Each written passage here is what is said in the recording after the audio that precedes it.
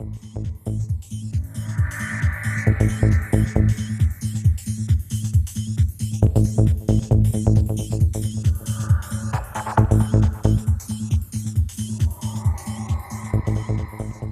summer 2004, we're back in Aladaglar, but this expedition is very, very different from the one in 2003. 2003, they were exploring the mountain, looking for a way in and finding different caves. Gulshataya seemed the most hopeful early on in the expedition, but they were certainly looking for all over the massif. And towards the end, we found Kuzgun, and things became more focused. But in 2004, everything was focused on Kuzgun, and it was like a machine almost, where I'd been on expeditions in the past, and sometimes it felt like a bit of a summer holiday and people were taking a couple of weeks off, and it was as much about having fun as it was exploring somewhere. This was purely about using the month we had on that mountain to explore as deeply as we could into the cave. And it was one of those times where at the beginning of the expedition everyone sat down for dinner on the very first day, but that was the only time for the next month when everyone was out of the cave on the surface and having dinner. It was just almost sort of shifts working. People would turn up late at night who'd been in the cave for days, and the work began almost immediately. So early on, the big jobs, finding the way on in the cave. The cave had been left the year before with at the top of a pitch, top of a drop where it should have just kept going into the mountain, but there's been so many caving expeditions where people have left something thinking, next year we're going to find a way easily into the mountain, and very soon it closes down. So people exploring at the bottom. There's another group of people whose job it is just to carry the bags, carry the loads into the mountain, into the cave, and resupply those people at the front end. And very soon, within a day or two, they were establishing camps quite low down. There's a camp at about 500 metres that was really just a sort of staging camp for moving stuff through. And then another camp at about 750 metres. And this camp at 750 metres was at the top of this huge shaft. You came down a sort of like a wide-ish shaft that led into this big bowl, and in the bottom was this very deep shaft, about 100 metres. But it was the way all the walls are all covered in mud, and they all sloped down into this pit. It was quite scary, because to get to the camp you had to traverse sort of three sides of this enormous pit. Oh, it was terrifying. And then the camp was actually just perched sort of high on a little mud slope. And they put a lot of work into sort of working out how to survive underground, not just to survive, but to have a comfortable camping environment. They used a very thin fabric, like a parachute fabric. And instead of tent poles, they just had little bits of string which were holding it up to the sort of ceiling of the cave.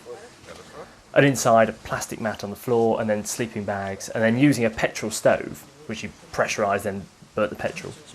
It would create quite a warm environment. So when you're in the tent, when people were cooking, it was quite nice and warm, and you could be just in your thermals. But the second the stove went off, the cold air just came straight back in again.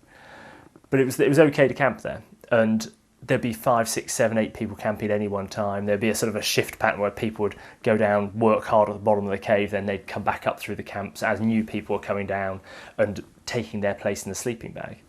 And it was an incredible sort of machine-like atmosphere. And this was all controlled by having installed telephone cables all the way down to the first couple of camps. And Alexander, the expedition leader on the surface, each evening would have very long phone calls with the cavers underground and give the instructions, learn from them where they'd reached in the cave.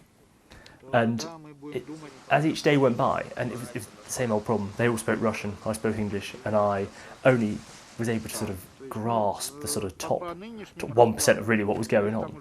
But it was this incredible thing that whatever happened, the work in the cave continued. And on the surface, there was all the sort of secondary things, the feeding people, the maintaining the campsite, fixing equipment, packing bags. It was just, everything was a sort of continual movement of people to push this cave on. And after about 3.5 weeks, the cave had reached about 1,300 metres, maybe a little bit more. And everything changes then to, that's as far as they were going to explore that year. They'd reached a very large chamber, and there were some ways on in the floor, but nowhere they were going to be able to penetrate that year. And there's always that chance that they've actually explored the wrong shaft. There's another shaft that's somewhere else in the cave that they can follow, which will lead them even deeper. So then the focus turns to getting everything out of the cave. And that was the point for me where I could see what like a great team, what a great group of people they were. Because as the teams were coming out in the last 2 or 3 days, everyone who could walk at this stage was sent into the cave to get a bag. So it must have been sort of 60, 70 bags of equipment that needed to come out. And everyone had to go in at least once a day and get a bag and bring it back to the surface.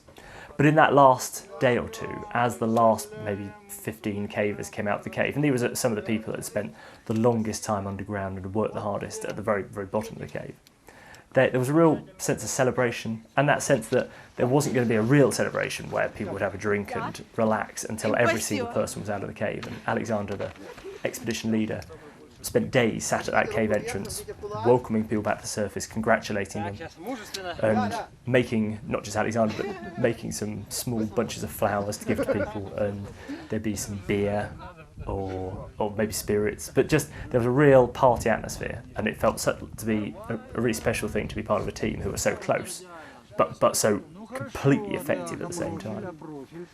Размер зала просто показывал. Ой, какой крутой, мама мия. Да там сплошняк, видишь, да, в конце тоже очень круто. Так, ну внимание, цифра. Вау! Тихо. Цифру в студию. 1424.